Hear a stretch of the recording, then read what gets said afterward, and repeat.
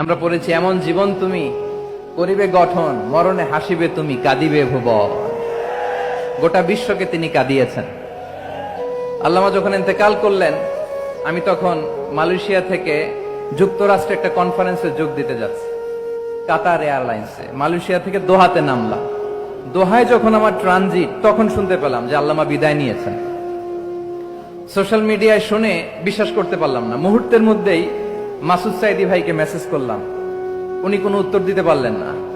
মাসুদ ভাইয়ের সাথে যখন কোলাকুলি করি, আমাদের শামীম ভাইয়ের সাথে যখন কোলাকুলি করি, মনে হচ্ছে আল্লামা সাইদির ঘ্রাণ পাই।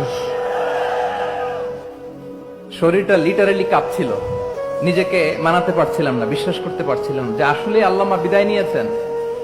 ইন দ্য মিন টাইম আমার সেকেন্ড ফ্লাইট, দোহা টু নিউ ইয়র্ক, 12 ঘন্টার ফ্লাইটে উঠলাম। ইন্টারনেট থেকে বিচ্ছিন্ন হলাম। নামার পরে শুনলাম আল্লাহু আকবার, যেখানে ওনাকে কবরস্থ করার কথা ছিল সেখানেও কবর দিতে দেয়া হয় নাই। ছবিগুলো দেখতে লাগলাম, হাসিমাখা মুখ, হাসিমাখা নিথর দেহটা, মরণে হাসিবে তুমি, কাঁদিবে ভুবন। From east to west, from north to south, the entire globe, গোটা বিশ্ব ওনার জন্য কেঁদেছে। গোটা বিশ্ব কেঁদেছে, কাবার গিলাফ ধরে ধরে মানুষ চিৎকার করেছে। এর চেয়ে শ্রেষ্ঠ মৃত্যুকার হতে পারে?